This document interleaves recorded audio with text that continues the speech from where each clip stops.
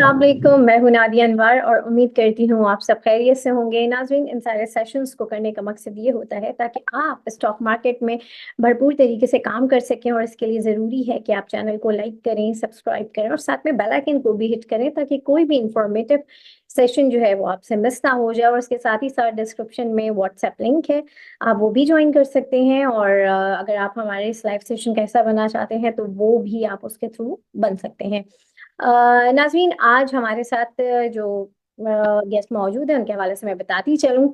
आज हमारे साथ अल्फा कैपिटल से उनका ताल्लुक है। जी हाँ, मैं बात कर रही हूँ उबैद हाशमी साहब की। वो आज हमारे साथ मौजूद हैं और उनसे हम बात करेंगे मार्केट के हवाले से। और जो है आज जो है ये भी बात करेंगे कि आज जो तेजी बरकरार रही वो कैसी थी अचानक से, क्योंकि कल एकदम से मंदी थी, आज एकदम से तेजी हो गई। क्या मामलात हैं, क्या है, सारी इनसे जो है इनकी स्टोरी हम जानते हैं। तो चले उन्हें वेलकम करते हैं। अस्सलाम वालेकुम सर। जी वालेकुम अस्सलाम। नादिया कैसी हैं आप? अल्हम्दुलिल्लाह सर, मैं ठीक हूँ, आप कैसे हैं? अल्हम्दुलिल्लाह बिल्कुल ठीक ठाक। Sir, thank you so much for your time. और जो है सबसे पहले मैं यही पूछूंगी कि आज जो है मार्केट ने जो कल एकदम से मैं ये कहूंगी कि तारीखी जो है वो जो डाउन हुई थी 3,500 पॉइंट्स के जो लेस हुआ था, आज उतना ही जो है वो कहते हैं ना कि एकदम से तेजी का समा आ गया। 5,000 पॉइंट जो है ये भी एक तारीखी इजाफा कहूंगी मैं। तो एकदम से वो ये जो हुई है अचानक से क्या ये जो है थोड़े बहुत जो पॉलिटिकल मामलात में थोड़ी सेटलमेंट नजर आई है, ये एक ये भी वजह है। और इसके साथ ही साथ मैं ये भी जानना चाहूंगी कि जो है ये जो तेजी है ये बरकरार रहेगी, क्या रहेगा, किस तरह का मार्केट का सिनेरियो अब आप देख रहे हैं? जी बिल्कुल। कल के दिन हमने एक देखा कि मैसिव सेलिंग आई मार्केट के अंदर, और मार्केट जो है तकरीबन 3,500 पॉइंट्स जो है वो डिस्काउंट हो गई थी। और उसके पीछे देखिए बुनियादी तौर पे जो रीजन था वो तो पॉलिटिकल जो भी अनसर्टेनिटी थी वो था। हम्म। क्योंकि हम लोग एक्सपेक्ट यही कर रहे थे कि एक तो मार्केट ने काफी अच्छा मोमेंटम के साथ जो है वो बुलिश ट्रेंड देखा। फिर एक 1 लाख का इंडेक्स जो है वो भी करीब आ गया। तो एक साइकोलॉजिकल बैरियर जरूर होता है। ठीक है, कोई भी राउंड फिगर हो वो एक साइकोलॉजिकल बैरियर बनता है। तो हमारे जहनों में ये था कि, और वी वर एक्सपेक्टिंग कि इस तरह की एक जो है वो एक्टिविटी हो सकती है, क्योंकि एक तो पॉलिटिकल जो भी एडवेंचर था वो लास्ट वीक से पता था सबको कि जी 24 मार्च को, सॉरी सॉरी 24 नवंबर को इस तरह का एक इवेंट होना है कि धरना देना है एंड सो ऑन। हम्म। दूसरा ये कि एक तो 1 लाख का इंडेक्स जो है वो एक बैरियर था। तीसरा फिर ये था कि जी रोल ओवर वीक है। चौथा ये था कि जी 45 बिलियन का जो है लेवरेज पोजीशंस खड़ी हैं। सो राइट। ये चार बुनियादी तौर पे फैक्टर्स थे जिसकी वजह से थोड़ा सा लग रहा था कि मार्केट यहाँ से कुछ करेक्शन ले सकती है।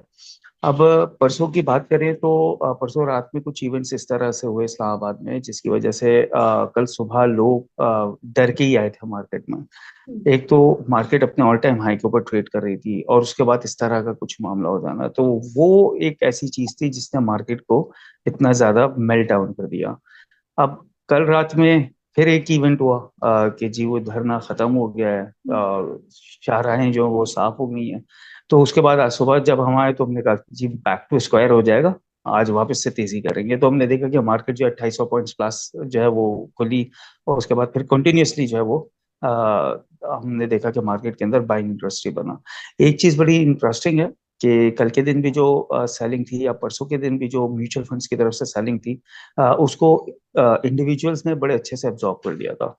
सो इंडिविजुअल से मुराद मेरे यकीनन हाई नेटवर्थ इंडिविजुअल्स हैं, जिन्होंने जो तेजी में हैं और जिन्होंने पहले से ही काफी अच्छी पोजीशंस ली हुई थी, they are in hefty profits. तो उन्होंने कहा कि चलो ठीक है, एक अपॉर्चुनिटी है, क्योंकि मैक्रो एंड के ऊपर या इकोनॉमी के एंड के ऊपर तो कोई खातिर खा इस तरह का मामला नहीं है, एक पॉलिटिकल मामला था। ऑल्दो अगर कल रात में कुछ और हो जाता या ये धरना कॉल ऑफ ना होता तो फिर हम आज दोबारा से एक जो है वो मंदी का सेशन देख सकते थे। लेकिन लकीली अल्हम्दुलिल्लाह सारी चीजें वो सेटल हो गई, तो मार्केट ने जो है वो वापस से रिकवर किया। सही। सर, जैसे आज हमने सीमेंट सेक्टर में जो है काफी ज्यादा जो है कोई न्यूज थी एकदम से सीमेंट सेक्टर, ठीक है वो चल गया था, लेकिन अभी बीच में सीमेंट सेक्टर में थोड़ा सा जो है हमने देखा कि थोड़ा सा रुकी हुई थी। एकदम से आज हमने देखा कोई न्यूज थी, कहीं ऐसा ना हो कि लोग जो है वो जज्बात में आके वो ले लें और फिर बाद में पता चला जी उसमें सेलिंग आ गई। तो थोड़ा सा इसके हवाले से भी बताइए कि सीमेंट सेक्टर में क्या हुआ है, कोई न्यूज है क्या है?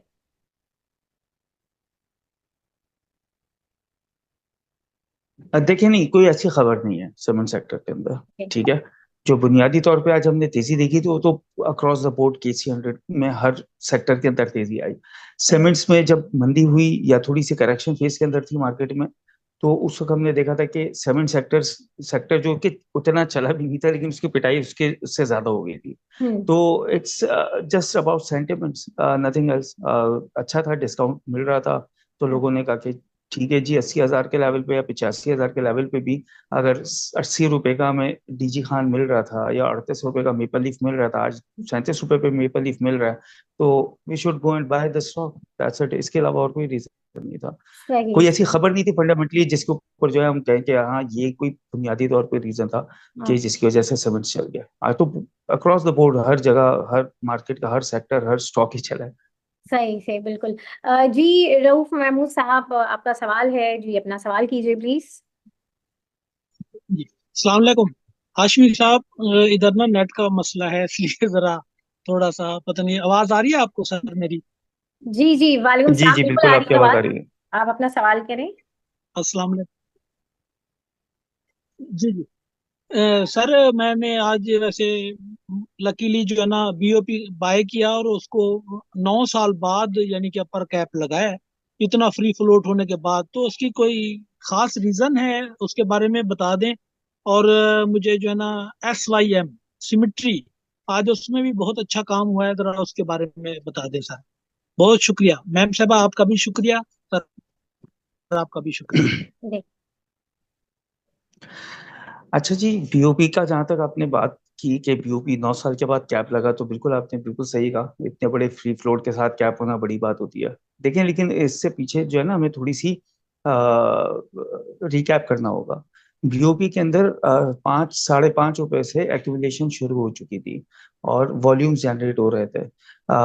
देखें, सबसे बड़ी बात यह है कि 3.25, 3.5 रुपए की अर्निंग देता है, साल का 1 रुपए का डिविडेंड देता है, बुक वैल्यू इसकी 23, 24 रुपए की है, और स्टॉक जो है वो 5.5, 6 रुपए के ऊपर चल रहा है, तो ऑलरेडी डिस्काउंटेड था। ठीक है। उसके अलावा अगर हम देखें तो बाकी बैंक्स जो हैं वो बहुत अच्छा परफॉर्म कर चुके थे। तो ये सिर्फ रेट की तेजी थी, कि जी पार वैल्यू 10 रुपए है, स्टॉक ट्रेड कर रहा है 5 रुपए के ऊपर। तो लोगों का ध्यान आया, तो उसके बाद हमने देखा कि BOP के अंदर काफी अच्छा एक एक्टिविटी हुई। इसी तरह से सोनारी बैंक के अंदर भी आप आज आपने देखा होगा कि थोड़े वॉल्यूम्स भी लगे हैं। तो देखिए, लोग जो है ना वैल्यू हंटिंग कर रहे हैं, और जो चीज अंडर वैल्यूड है उसको जो है फोकस में लेकर आ रहे हैं और उसके ऊपर तेजी कर रहे हैं। तो ये वजह है जो मुझे लगता है कि BOP के अंदर है। अच्छा, दूसरी चीज सिमेट्री। तो देखें, जितने भी टेक्नोलॉजी के इन स्टॉक्स हैं, और गवर्नमेंट जो है वो काफी टाइम से यही बात कहती आ रही है कि जी टेक्नोलॉजी के ऊपर जो है हम फर्दर जो है वो कोशिश ही करेंगे कि जी 25 बिलियन, कभी 30 बिलियन की एक्सपोर्ट्स हो जाए। तो ये तेजी उसी चीज की है, कि स्टॉक सस्ता है तो अच्छा है कि यहाँ पे जो है एक्यूमुलेशन की जाए। और देखिए, जब मार्केट चलती है ना तो उस वक्त हर स्टॉक चलता है।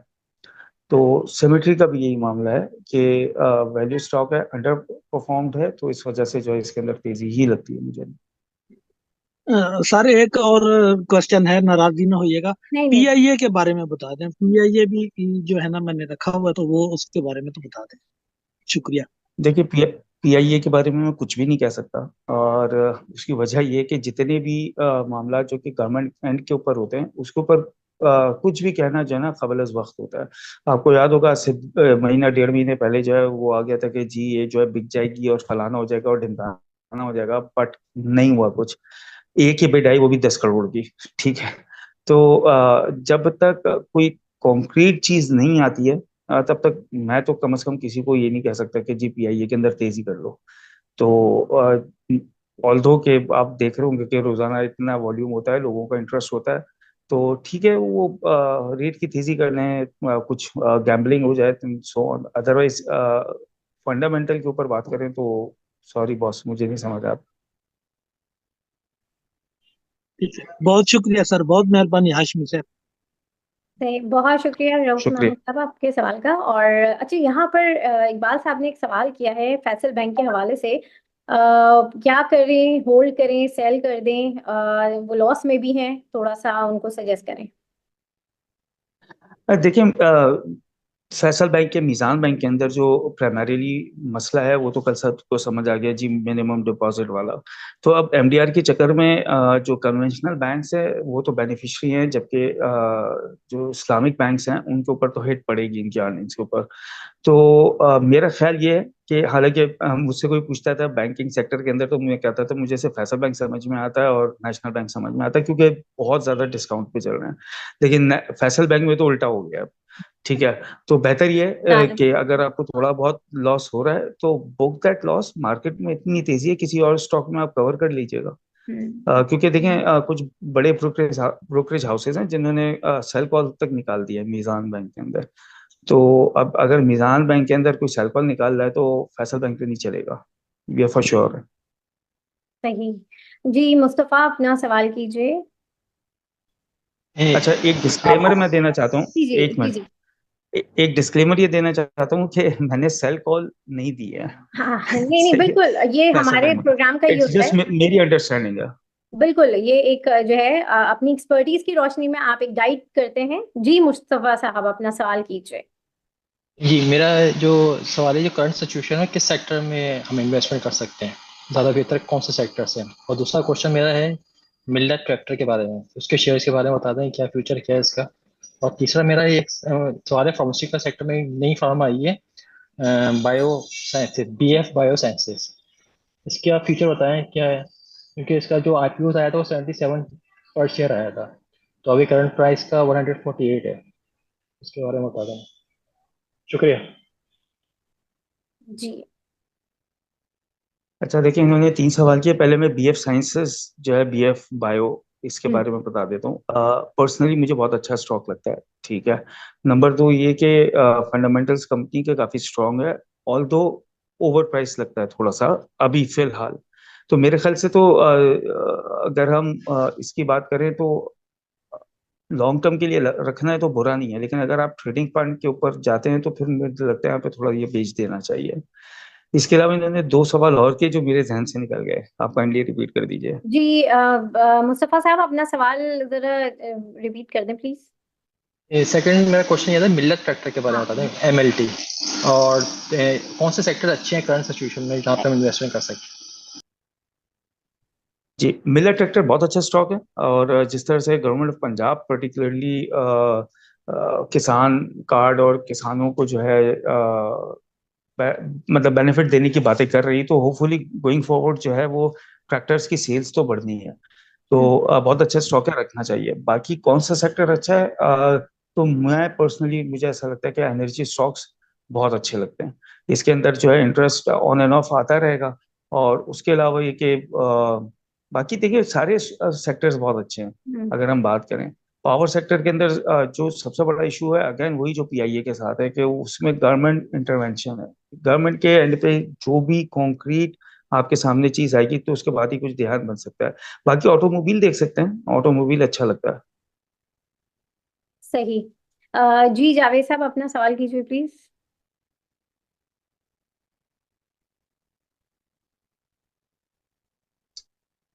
जी अस्सलाम वालेकुम। मेरा क्वेश्चन ये है कि माड़ी के बारे में कुछ लोग कहते हैं कि ये 300 रुपए का स्टॉक है, इसकी जो वैल्यू है। कुछ लोग कहते हैं कि ये 600 तक चला जाएगा। तो आपके ख्याल में हालात में ये मौजूद है कि शेयर रखने चाहिए, लेने चाहिए?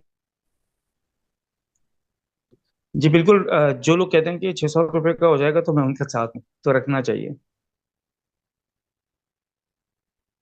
जी रऊफ साहब, पूछिए अपना सवाल। अच्छा, यहाँ पर इन्होंने भी एक सवाल किया हुआ है, मैसेज पे भी काफी सवाल आ रहे हैं। बिलाल ने पूछा है कि उन्हें एसजीएफ और एसएनजीपी के हवाले से जरा बता दें। दोनों बहुत अच्छे स्टॉक्स हैं, और मैंने भी पिछले क्वेश्चन में भी एक बात बोली थी, एनर्जी सेक्टर पूरा अच्छा लगता है, तो एसएनजीपी रखना चाहिए। सही। और और आप एसजीएफ भी बहुत अच्छा स्टॉक है, वो भी रखना चाहिए। सही। अच्छा, जी माजिद साहब अपना सवाल कीजिए प्लीज। अस्सलाम वालेकुम जी। वालेकुम सलाम। वालेकुम सलाम। अच्छा सर, ऐसा था मैंने जरा लेट ज्वाइन किया है, मुझे नहीं पता था कि बैंकिंग, इस्लामिक बैंकिंग के ऊपर जो स्टेट बैंक की जो पॉलिसी चेंज हुई है उस पर क्ले प्ले क्वेश्चन हुआ है या नहीं हुआ। नहीं, अभी नहीं हुआ है, वो अगर होना था सवाल। अच्छा जी जी, आप कर लीजिए। अच्छा, जी सर। अच्छा सर, वो ऐसे था कि जैसे अब स्टेट बैंक ने जो पॉलिसी चेंज की है कि जो सेविंग अकाउंट्स पे जो इस्लामिक बैंक्स का जो रेट ऑफ प्रॉफिट है, पहले जो एमडीआर था वो पहले उनके ऊपर एप्लीकेबल नहीं था, अब 75% को उन्होंने प्रॉफिट देना उसके ऊपर। उसके से हम देख रहे हैं कि 2 दिन से जो है ना काफी अंडर प्रेशर हैं ये जो इस्लामिक बैंक्स हैं। तो अब आप क्या इनको एवेल्युएशन देखते हैं, या आपके क्या अब आपका एनालिसिस है कि इस स्टेज के अंदर क्या उनके अंदर बाइंग बनती है या नहीं बनती, या इनकी अब जो है इनके जो ईपीएस के ऊपर ज्यादा इफेक्ट आ जाएगा। तो इसके ऊपर काइंडली अगर आपका है अपना, वो काइंडली अपना व्यू दे दीजिएगा। Thank you sir. अच्छा, इनकी आवाज़ बहुत डिस्टॉर्ट हो रही थी, लेकिन इनका क्वेश्चन मुझे जो समझ में आया वो ये है कि ये पूछ रहे हैं कि जो भी एसबीपी ने अभी एमडीआर के सिलसिले में नोटिफिकेशन दिया है, तो उसके बाद क्या इम्पैक्ट होगा इस्लामिक बैंकिंग के ऊपर या इस्लामिक बैंक्स के ऊपर जो कि हमारे यहाँ लिस्टेड है, जिसमें मीज़ान है, बीआईपीएल है और फैसल बैंक है। तो देखिए, बिल्कुल नेगेटिव है इनके लिए, क्योंकि जब आपको ये कहा जा रहा है कि जी आपकी जो भी रेवेन्यू है उसका 75% जो है आपने डिपॉजिटर्स को दे देना है, ठीक है, तो डेफिनेटली इनकी जो अर्निंग्स है वो तो श्रिंक हो गई ना। अब जब अर्निंग श्रिंक हो गई तो इनकी जो मतलब फेयर वैल्यू समझ में आती है जो मार्केट के हिसाब से होती है, वो तो डेफिनेटली नीचे है। जैसे मैंने शुरू में कहा था कि आज भी एक ब्रोकरेज हाउस ने इस पे रिपोर्ट निकाली है, और उन्होंने तो सेल कॉल तक दी है इस पे, मिजान बैंक पे। तो मेरा भी यही व्यू है कि अभी फिलहाल जो है वो ये जो शरिया बैंक्स हैं इनके ऊपर जो है वो प्रेशर ही रहेगा, और fresh position at these rates would not be suggested. अच्छा तो सर ये, अब आई डोंट नो कि मेरी ये बात अब क्लियर आ रही है कि नहीं आ रही, मगर दूसरा सर मेरा इसमें जो क्वेश्चन था वो ये था, जो कन्वेंशनल बैंक्स के ऊपर जो एमडीआर की जो लिमिट थी वो जो स्टेट बैंक की तरफ से थी वो थी 1.5% पॉलिसी रेट से कम का रेट उनके ऊपर एप्लीकेबल होता था कन्वेंशनल बैंक्स के ऊपर। तो सर वो भी तो सरवाइव कर ही रहे थे, तो इस्लामिक बैंक्स के लिए 75% पे दे के इतना ये वायबल क्यों नहीं रहेंगे। देखिए, इसलिए ना क्योंकि पहले उनके ऊपर तो एमडीआर की कोई कंडीशन ही नहीं थी ना, अब तो कंडीशन लगा दी है। पहले भी अगर मिसाल के तौर से हम हाइपोथेटिकल बात करें, तो अगर 18% का रिटर्न दे रहा था कन्वेंशनल बैंक अपने कंज्यूमर्स को, तो अब जो इस्लामिक बैंक्स हैं उन वो दे रहे थे 9%, अब इनको इक्वलाइज कर रहे हैं कन्वेंशनल बैंक के साथ। तो जो कटिंग एज जा रहा था इनके पास, इस्लामिक बैंक्स के पास, वो इक्वलाइज हो जाएगा ना। तो ये बुनियादी वजह है कि जिसकी वजह से इनके ऊपर नेगेटिव इम्पैक्ट आएगा। फिर जब उनको 75% अपने रेवेन्यू से डिपॉजिटर्स को पे ऑफ करना है, तो इनकी अर्निंग्स ऑटोमेटिकली नीचे आ जाएंगी ना, तो फिर इनकी मार्केट वैल्यू भी नीचे आ जाएगी। प्राइस टू बुक वैल्यू के हिसाब से ही तो स्टॉक को आप देखते हैं ना, खासतौर पर बैंक्स की बात करें, क्योंकि बैंक्स को हम पी के ऊपर नहीं बल्कि प्राइस टू बुक वैल्यू के ऊपर जज करते हैं कि इसकी प्राइस टू बुक वैल्यू क्या है। जैसे मैंने शुरू में कहा कि मिजान बैंक 2.1 के बुक वैल्यू के ऊपर ट्रेड कर रहा था, और उसके मुकाबले में फैसल बैंक जो है 0.8 के बुक के ऊपर ट्रेड कर रहा था। तो इस वजह से मुझे तो बहुत अच्छा लगता था कि जी इसके अंदर तो बहुत जगह है अभी कि ये डबल भी हो जाएगा। तो ये बुनियादी वजह जिसकी वजह से ये कन्वेंशनल बैंक्स के लिए पॉजिटिव हो गया और इनके लिए नेगेटिव हो गया। सही। अच्छा, सर ये मुझे बताएं जरा, हेस्कॉल के हवाले से बताएं कि इसमें जो है इसके रेट काफी कम हो गए हैं और वॉल्यूम में काफी इजाफा हो गया है, तो क्या है आगे, किस तरीके से देख रहे हैं, थोड़ा सा हेस्कॉल को ब्रीफ कर दें। देखिए, हैस्कॉल के अंदर ना पिछले 2-3 वीक से काफी खबरें आ रही हैं। फिलहाल वो सारी खबरें सोशल मीडिया की हैं कि जी इसकी जितनी भी रिस्ट्रक्चरिंग होनी है बैंक्स के साथ वो सारी हो जाएगी। लेकिन कुछ चैनल चेक्स होते हैं जिनसे आप पता करते हैं, क्योंकि आपको याद होगा लास्ट टाइम भी जब किसी ने हैशकॉल का मुझसे पूछा था तो मेरा रिप्लाई थोड़ा सा शायद मतलब सही नहीं था कि क्या बोला जा सकता है ऐसे स्टॉक। लेकिन हाँ बिल्कुल मुझे भी ऐसा लगता है कि शायद वाकई में कुछ रिस्ट्रक्चरिंग जो है वो हो रही है, और विटॉल जो है वो अपना स्टेक्स भी जो है वो बढ़ा देगा हैशकॉल के अंदर। तो गोइंग फॉरवर्ड जो है हैशकॉल के अंदर तो मुझे भी लगता है कि अब तेजी हो जाएगी। सही। सर हप्को के हवाले से जरा बता दें, पूछा था इनका देखिए सवाल। हब पावर अगेन मेरा कोई वही एनर्जी। जवाब होगा कि एक तो पूरा एनर्जी चेन अच्छा लगता है, लेकिन पावर सेक्टर के अंदर सबसे बड़ा इशू जो है वो गवर्नमेंट का है। अब कल को हाँ। गवर्नमेंट खड़े होके कोई नई चीज लेके आ जाती है पावर सेक्टर के लिए जो हाँ। उसके लिए नेगेटिव हो, तो फिर सारी तेजी निकल जाएगी। लेकिन अगर कोई चीज पॉजिटिव, तो मुझे लगता है कि थोड़ा सा पावर के अंदर कॉशियस स्टांस रखना चाहिए। और सही है, जैसे कल एक अपॉर्चुनिटी थी कि 104 105 पे मिल रहा था या आज सुबह भी मिला, तो वहां लेके 110 111 12 पे निकल जाए तो ट्रेडिंग कर सकते हैं। बट पोर्टफोलियो के अंदर लंबे अरसे तक रखना थोड़ा सा रिस्की है कि अगर कोई नेगेटिव खबर आ गई तो जैसे हमने फ्री फॉल देखा 170 से, दोबारा भी हो सकता है। हाँ सही बिल्कुल। अच्छा सर अब ये बताइए कि कल 2 दिन जो है आप मार्केट को कैसा देख रहे हैं, थर्सडे और फ्राइडे को कैसा लग रहा है कि मार्केट जो आज तेजी थी वो बरकरार रहेगी या फिर कोई करेक्शन भी आ सकती है? थोड़ा सा इसके हवाले से बताइए। अच्छा देखें, कल तक तो हमें लगता था कि मार्केट 91,000 चली जाएगी। ठीक हम्म। है। अब तो आज जिस तरह से मार्केट ने, सॉरी, अब मैंने कहा अब तो लाख लग रहा है कि शायद लाख पे हाँ चली अब जाएगी। लगता है कि एग्जैक्टली मेरा अगला जुमला यही था कि अब मुझे लगता है कि कल सुबह मार्केट जो है वो लाख इंडेक्स को क्रॉस कर जाएगी, क्योंकि हम हम्म। ऑलरेडी 99,270 तो हमने क्लोज किया है। ठीक बिल्कुल। है। तो 700 800 पॉइंट्स का बढ़ना तो हमारे लिए कुछ नहीं है फिलहाल। बिल्कुल। तो लाख का इंडेक्स हो सकता है, लेकिन एक चीज हमें जरूर जहन में रखनी चाहिए कि जैसे मैंने शुरू में कहा था कि round figure always comes as a resistance. ठीक है। तो ऑलरेडी हमने 2 दफा जो है 99,500 को टच किया और वहां से मार्केट ने नीचे नीचे गई है। तो हम्म। अगर वहां पे कोई सेलिंग प्रेशर आता भी है हम्म। तो हमें ये देखना पड़ेगा कि बायर्स का मूड क्या है। आज का जो मार्केट क्लोजिंग हुई है मुझे मतलब कन्विंसिंगली लग रहा है कि मार्केट जो है सुबह लाख को तोड़ के उसके ऊपर ट्रेड करेगी। हम्म। और वहां पे ये देखने की जरूरत होगी कि मार्केट 100,000 को मेंटेन करे स्ट्रांगली विद वॉल्यूम्स। लेकिन अगर मार्केट ने क्रॉस कर लिया, वॉल्यूम्स नहीं आए, देन अगेन दोबारा से जो है ना एक कंसर्न जरूर आएगा। तो ये सुबह देखना पड़ेगा। मुझे लगता है मार्केट जो है वो कन्विंसिंगली इंशाल्लाह कल लाख को क्रॉस कर जाएगी। सही तो बिल्कुल। अगले 2 सेशंस जो है मुझे तेजी के ही लगता है। अच्छा सही। सर यहाँ पे एक सवाल भी है और खैर मेरा भी यही सवाल था कि जो है इस वक्त आप के कौन से फेवरेट जो है आप स्टॉक्स देख रहे हैं वो अच्छे हैं। और ये सवाल भी है इनका कि जो है अभी वो नए हैं, सॉरी मैं नाम मैंने मेंशन नहीं किया उनका, जी खालिद साहब हैं, कह रहे हैं स्टॉक मार्केट में नए हैं और वो चाह रहे हैं कि उनको कोई 2-3 स्टॉक कुछ ऐसे बताए जाएं जिनमें वो जो है वो इन्वेस्ट कर सकें। तो थोड़ा सा बताइए कि इस वक्त वैसे तो जो आपने आपकी बात है कि जब मार्केट तेज होती है तो सब चलते हैं, लेकिन जो है कौन से स्टॉक्स हैं जो आप समझते हैं कि हाँ इनमें तो लाजमी करना चाहिए, और as a new Khalid Iqbal Sahab तो उनको भी आप गाइड करें जी।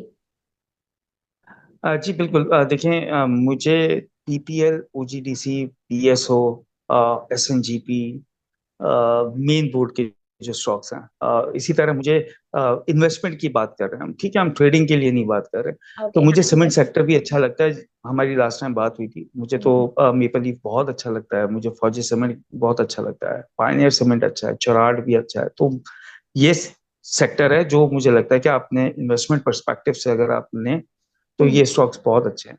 ऑटोमोबाइल में गंधारा इंडस्ट्रीज बहुत अच्छा लगता है। एक और स्टॉक है सासगार, महंगा स्टॉक है बट बहुत सॉलिड, बहुत जबरदस्त स्टॉक है, वो मुझे बहुत अच्छा लगता है। तो ये स्टॉक्स है मेरे ख्याल से देखने चाहिए। इसमें हम्म। एक और ऐड करने आप निशात मिल्स। अच्छा। निशात मिल्स भी बहुत अच्छे जी। सही सही। बहुत शुक्रिया वैस सर आपका, और जो है हमारे से जितने भी पार्टिसिपेंट्स थे उन लोगों का भी बहुत शुक्रिया। और नाज़रीन इसी के साथ ही साथ जो है मैं आज के सेशन से इजाजत लूंगी। इंशाल्लाह आप लोगों से फिर मुलाकात होगी, तब तक के लिए अल्लाह हाफिज। Thank you so much sir, अल्लाह हाफिज। अल्लाह हाफ़िज़।